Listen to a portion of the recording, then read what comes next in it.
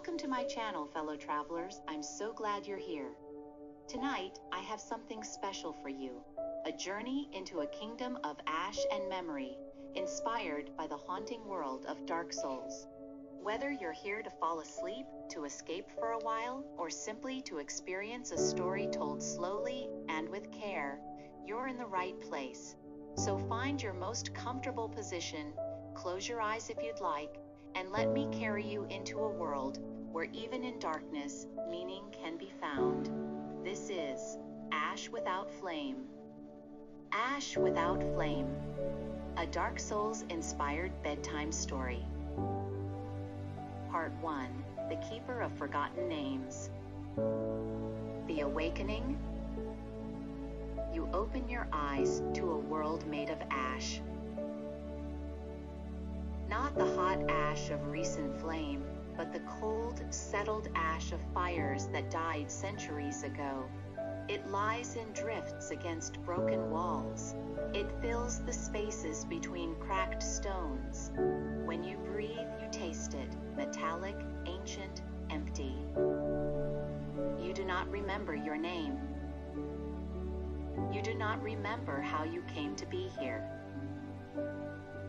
But you know with absolute certainty that you have died before, many times.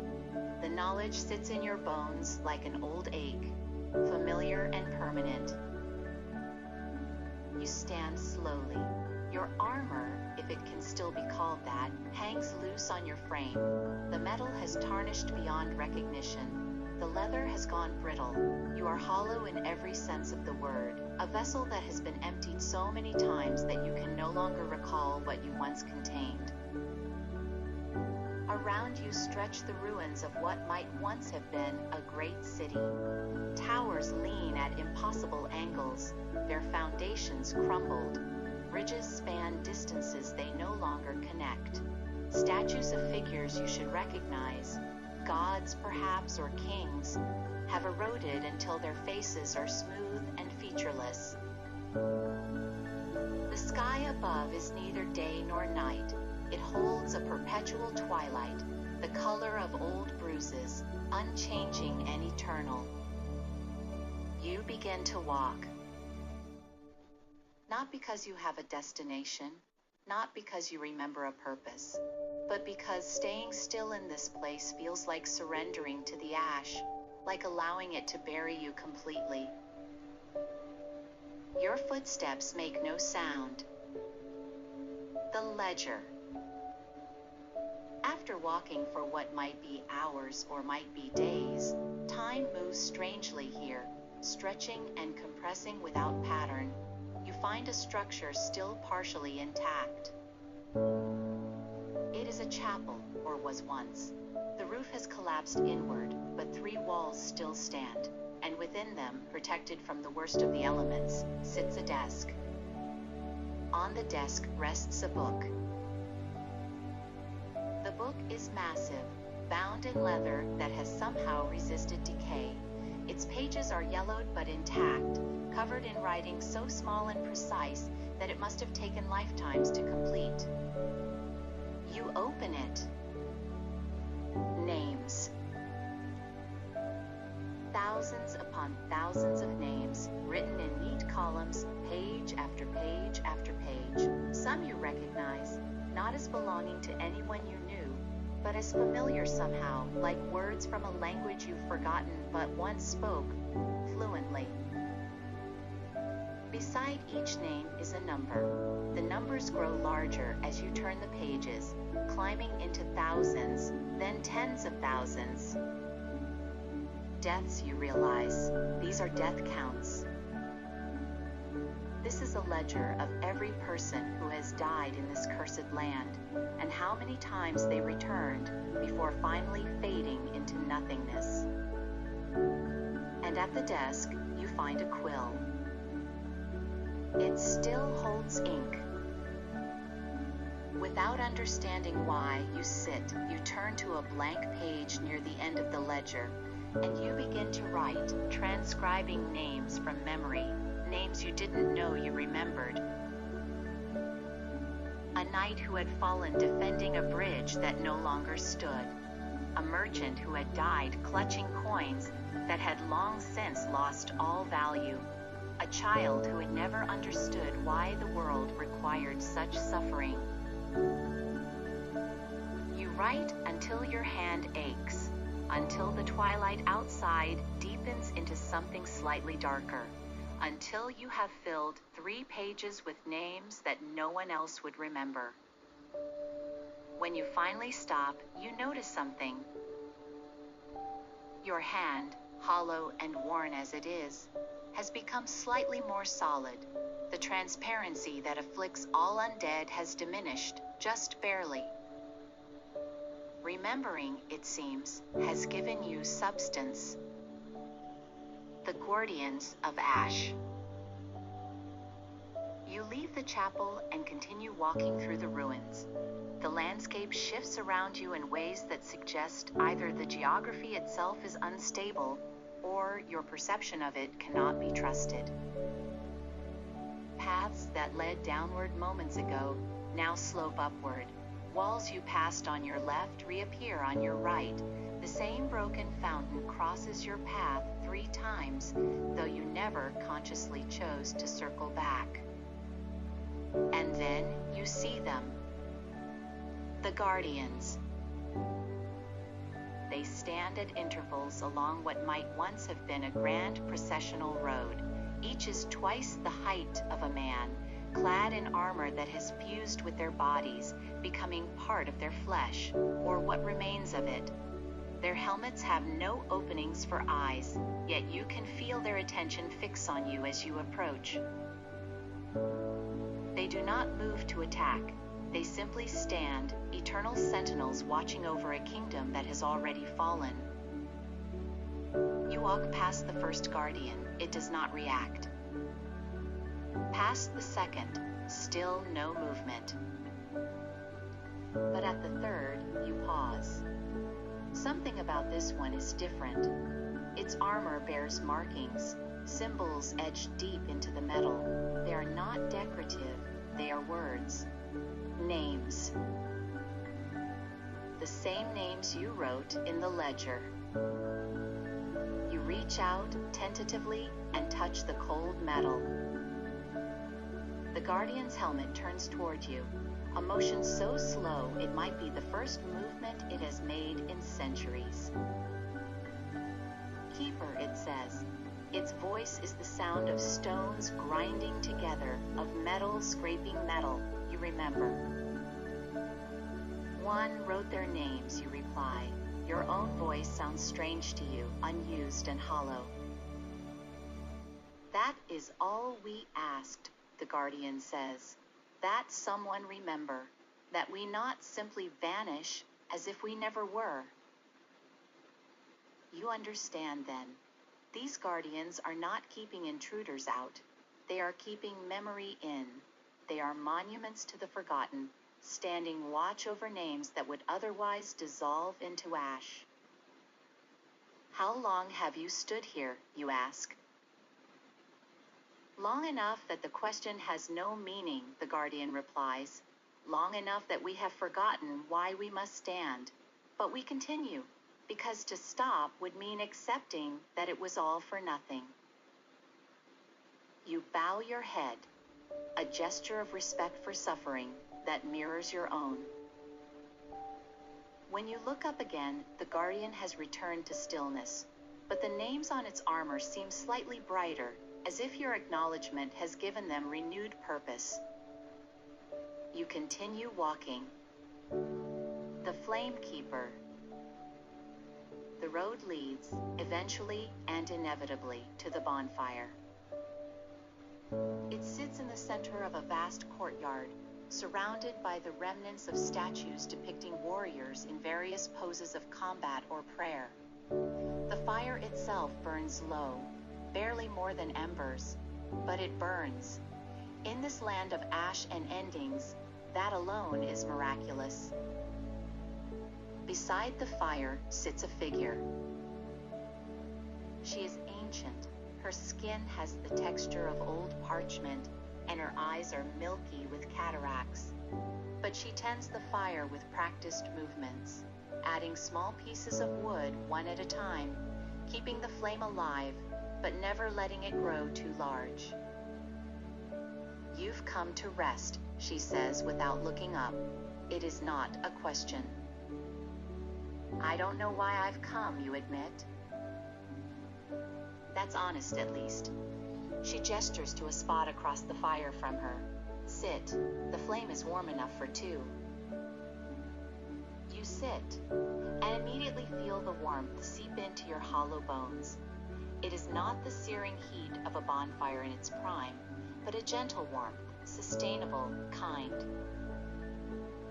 "I am the keeper of this flame," the old woman says.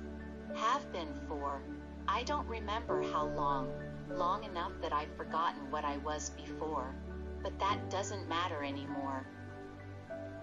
"Why do you keep it burning?" you ask. "What purpose does it serve?"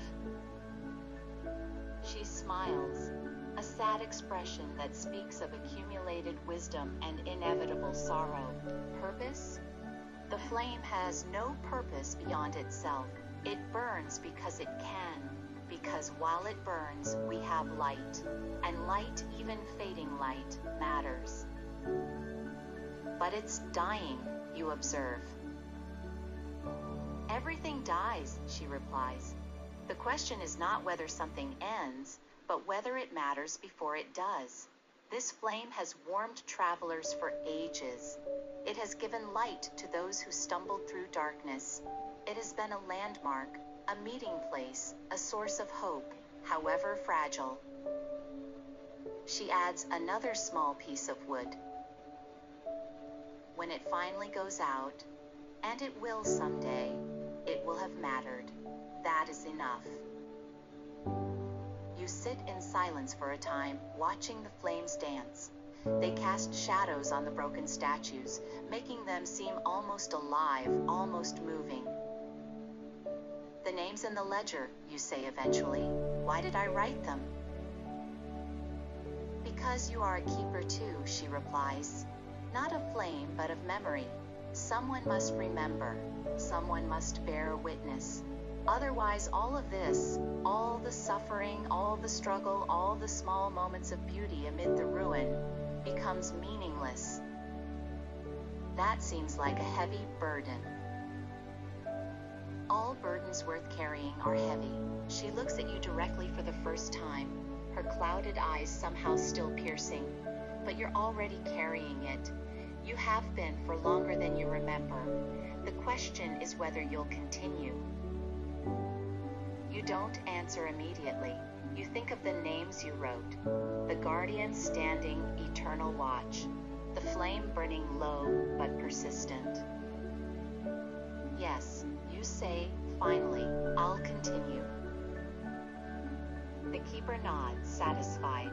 "Then rest here tonight. Tomorrow you'll need your strength." The dreams of the hollow.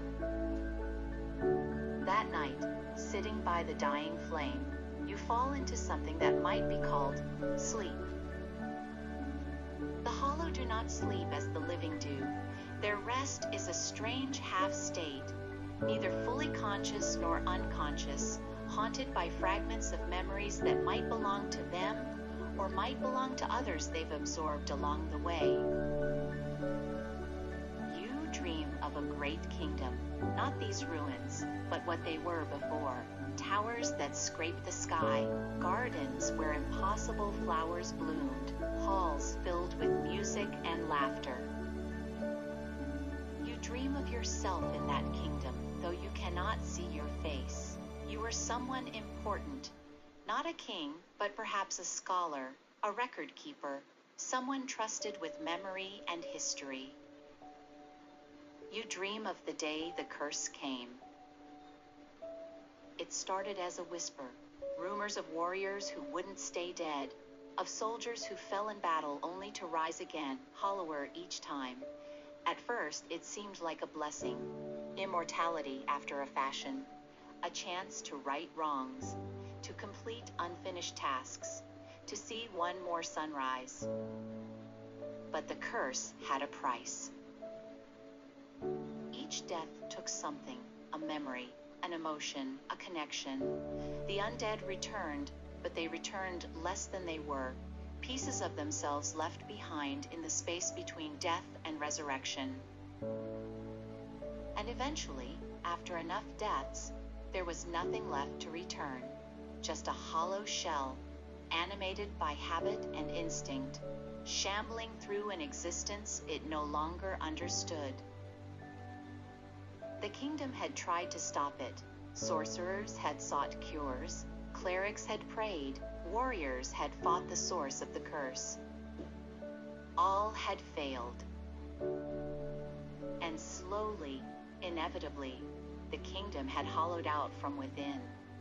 Not destroyed by conquest or catastrophe, but simply drained of meaning until there was nothing left but ash and ruins and forgotten names. You wake with tears on your face, surprising because you didn't think hollows could still cry. The keeper has gone. The fire burns low but steady. Dawn, or what passes for dawn in this timeless place, has begun to lighten the sky from bruise purple to ash gray. You stand and continue your journey. The Abyss Watchers. The path leads down. Always down. Through broken streets and collapsed buildings, through tunnels carved into bedrock, through passages that seem to fold in on themselves, defying geometry. Eventually, you emerge into a vast chamber deep beneath the ruins. It is lit by strange phosphorescent fungi that grow in clusters on the walls, casting a sickly green glow. And in the center of the chamber, you find them. The Abyss Watchers. There are 4 of them, locked in eternal combat. Their movements are fluid despite their obvious age and decay. They fight with a skill and coordination that speaks of countless hours of practice, of warriors who have perfected their art beyond mortal limitations. But they are fighting each other. Swords clash against swords. Armor rings with impacts. Blood, thick and dark, spatters the ground, but the wounds heal almost immediately, and the combat continues, endless and purposeless. You watch from the shadows, trying to understand. Then one of the Watchers notices you. His scarlet eyes fix on you, and the combat stops. All 4 warriors turn toward you in perfect synchronization. An intruder, one says. No, another corrects. A witness. They approach slowly, weapons still drawn but not raised in threat. You come from above, the 3rd states, from the world that was. Do you remember it? The 4th asks. Do you remember what it was like before? You shake your head. I remember fragments, pieces, nothing No, another corrects. A witness. They approach slowly, weapons still drawn but not raised in threat. You come from above, the 3rd states, from the world that was. Do you remember it? The 4th asks. Do you remember what it was like before? You shake your head. I remember fragments, pieces, nothing complete. The 1st Watcher, apparently their leader, sheathes his sword. We were sworn to watch the Abyss, to ensure that its corruption did not spread. We were the finest warriors the kingdom had ever produced. But the Abyss corrupted us too, the 2nd continues. Slow. No, another corrects. A witness. They approach slowly, weapons still drawn but not raised in threat. You come from above, the 3rd states, from the world that was. Do you remember it? The 4th asks. Do you remember what it was like before?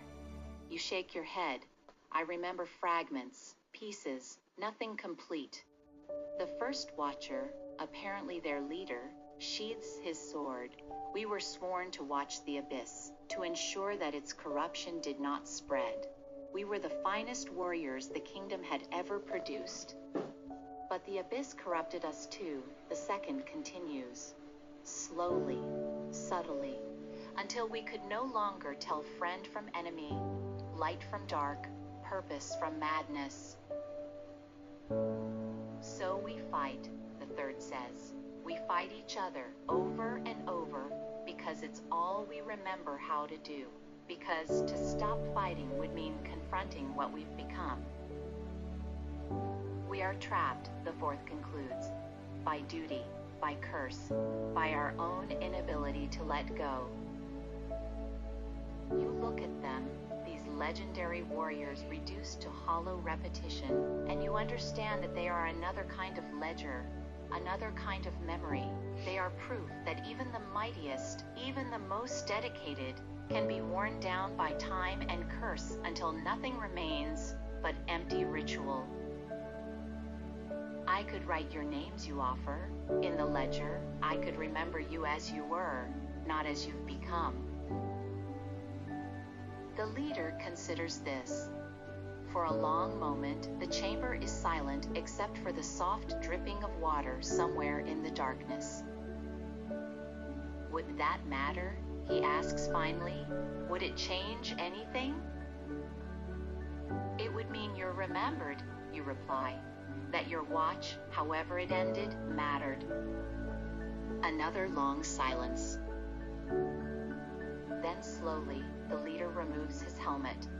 Beneath it, his face is gaunt, aged beyond counting, but still somehow human. My name, he says, was Artorius. The others follow suit, removing their helmets, speaking their names, names that echo with weight and history. You commit each to memory, knowing you will write them in the ledger when you return. Thank you, Artorius says quietly, for remembering, for bearing witness. Will you stop fighting now, you ask? He replaces his helmet. No, the curse remains. We remain. But perhaps now, when we fight, it will be with the knowledge that someone knows our names, that we are not simply violence without context. They step back, returning to their positions. The combat resumes, but somehow it seems different now. Less frantic, more ceremonial, a dance that acknowledges its own tragedy. You leave them to their eternal watch and continue descending. The heart of Ash. At the deepest point of your journey, you find it. The source. It is not what you expected, not a great demon or corrupted god, not a throne of power or artifact of darkness. It is a child. A small figure, curled in the center of a vast empty chamber, surrounded by ash that falls continuously from nowhere, piling in drifts that never quite cover the child completely. As you approach, the child looks up. Its eyes are ancient, far older than its appearance suggests, and filled with a sorrow so profound it seems to bend reality around it. You've come, the child says. Its voice echoes strangely, as if speaking from a great distance. You've come to see the beginning. The beginning of what, you ask? Of the curse, of the hollowing, of all of this. The child gestures at the ash falling around it. I was the first undead, the first to die and return, the first to discover that immortality is just another kind of prison. You sit down facing the child, ash settling on your shoulders. What happened? I was afraid, the child says simply, afraid of death, afraid of endings. So I prayed. I begged the gods for more time, more chances, more life. And they answered. They gave me exactly what I asked for. but it cursed the entire kingdom. Yes, because fear is contagious. Because others saw my return and wanted it too.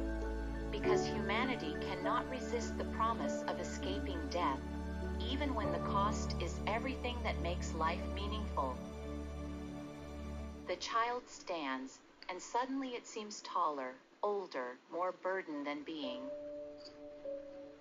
I have sat here for ages beyond counting, it continues, watching my curse spread, watching the kingdom hollow out, watching everyone I ever loved forget why they loved in the first place. This is my punishment, to remember, to witness, to understand what I've done. Can it be undone, you ask? The child shakes its head. Curses can't be undone. They can only be accepted, integrated, transformed into something bearable. Then what do I do? What you've already been doing, the child replies. Remember, write the names, bear witness. You cannot save anyone. They're already gone, but you can ensure they mattered, that their suffering wasn't meaningless. The child sits again, curling back into its position. Go, it says, return to the surface, continue your work, and when you've written every name, when the ledger is complete, come back. We'll talk about what comes next. The return. You climb up through the chamber, up through the twisted passages and collapsed tunnels, up through the ruins, past the guardians who stand eternal watch, up to the chapel where the ledger waits. You sit at the desk and begin to write. You write the names of the watchers. You write the names the child told you without speaking. You write names that surface from the depths of your fragmented memory, each one a small act of defiance against oblivion. Days pass, weeks, months. Time reasserts itself in the act of remembering, creating structure where before there was only endless twilight. The ledger fills slowly but steadily. And with each name written, you feel something shift. The ash settles less thickly. The twilight brightens incrementally. The world, though still ruined, begins to feel less abandoned. Others find their way to the chapel. Other undead, other hollow ones seeking purpose or rest. You share the work with them, teaching them to write, to remember, to witness. The flame that the old keeper tended begins to burn slightly brighter, fed not by wood, but by the act of remembrance itself. The completion. Years later, though you've stopped counting precisely, you write the final name. The ledger is complete. Every person who died in this cursed land has been recorded, every death acknowledged, every forgotten soul given the dignity of being remembered. You close the ledger and feel the weight of it settle into your bones. Not a burden, but a purpose fulfilled. You return to the deepest chamber where the child waits. It stands when you enter, and this time it smiles. You finished, it says. I did. And do you understand now what it all means? You nod slowly. Meaning isn't inherent. It isn't given by gods or fate. It's created by the act of witness, of acknowledgement, of caring enough to remember. Yes, the child says. Exactly yes. The ash stops falling. For the first time in uncounted ages, the chamber is still. What happens now, you ask? Now, the child says, we rest, truly rest. Not the false rest of undeath, but the completion that comes from finished work. The curse doesn't end, curses never do, but it transforms. It becomes not a trap, but a testament. The child extends a hand, you take it, and together you fade, not into darkness, not into oblivion, but into the ledger itself, becoming part of the record, part of the memory, part of the witness. The chapel stands empty, but the ledger remains, pages filled with names, evidence that once, in a kingdom of ash and endings, people lived and died and mattered. And that is enough. Epilogue, the quiet truth. The fire burns low. The ash settles gently. And somewhere, in the ruins of a forgotten kingdom, a new hollow wakes. They do not remember their name. They do not remember their purpose. But they will find the chapel. They will find the ledger. They will learn that remembering is itself a form of resistance against the void. And they will continue the work. Because that is what we do. We remember. We witness. We ensure that even in endings, meaning remains. Sleep now, traveler. Your vigil is complete for tonight. The names are written, the watch is kept, and tomorrow, if you wake, you can continue the work of bearing witness to a world that would rather forget. Rest well. The ledger will be here when you return.